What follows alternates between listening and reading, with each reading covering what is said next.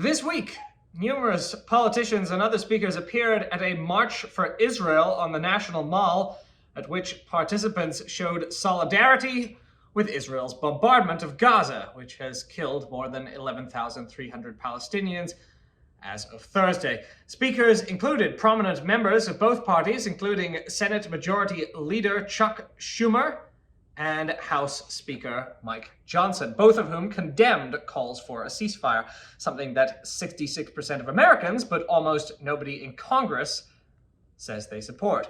Meanwhile, CNN anchor Van Jones, who tepidly said he hoped to see no more rockets from Gaza and no more bombs falling down on the people of Gaza, as if they're being dropped out of the clouds and not by the Israeli military, was booed by the crowd and drowned out by chants of no ceasefire, no ceasefire. Let's take a stand here against anti-Jewish bigotry. Let's take a stand against Muslims. Let's take a stand here against hatred. Let's take a stand here against hatred of all kinds. The speakers also made many statements denouncing a rise in anti-Semitism that has followed the outbreak of war. They directed plenty of outrage at anti-war college students and members of Congress who have called for a ceasefire. But they had nothing to say about one of their own, the evangelical minister John Hagee, who was allowed to speak at the rally despite having made vile statements about Jews for years. Hagee has at multiple points said that Jews were responsible for the Holocaust, and that their historical persecution is a result of their disobedience and rebellion against God. He also said that God sent Adolf Hitler, who he elsewhere called a half-breed Jew, to help Jews reach the Promised Land, comments which led the late Senator John McCain to denounce Hagee in 2008. Despite these feelings about Jews, Hagee is virulently pro-Israel, which is why he was allowed on the stage, though some Jewish groups protested his inclusion, including J Street, which said a dangerous bigot like Hagee should not be welcomed anywhere in our community, period. But why is Hagee such an ardent Zionist? It's not because of his abiding love of the Jewish people.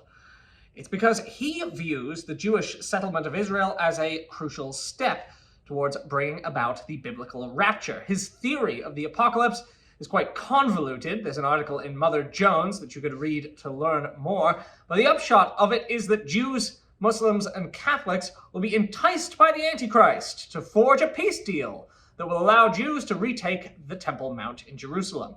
After this, they will be smited by the return of regular Christ, who will save all Christians while leaving the rest, including Jews, to perish. Despite its evident kookiness, this belief is not as fringe as you might expect. Belief in the end times is a major reason why evangelical Christians are even more supportive of Israel than Jewish Americans. According to one 2017 poll from Lifeway, more than 8 in 10 evangelicals say that the creation of Israel in 1948 was the fulfillment of biblical prophecy that would bring about Christ's return. President Trump once said that his decision to move the U.S. Embassy in Israel from Tel Aviv to Jerusalem was for the evangelicals, and that the evangelicals are more excited by that than Jewish people. We moved the capital of Israel to Jerusalem. That's for the evangelicals.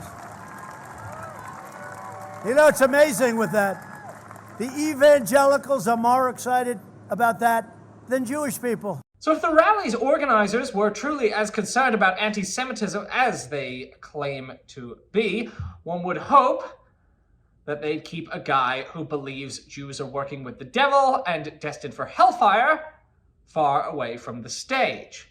This entire incident should show the fraudulence of claiming that anti-Zionism and anti-Semitism are synonymous. It will inevitably lead people to conclude that the tens of thousands of Jewish people who have rallied around the country in support of a ceasefire are anti-Semitic hate-mongers, as the Anti-Defamation League has labeled them. But a guy who thinks Jews are working with the Antichrist and that Hitler was sent by God, he's a friend. For more news, visit the Current Affairs News Briefing at currentaffairs.substack.com.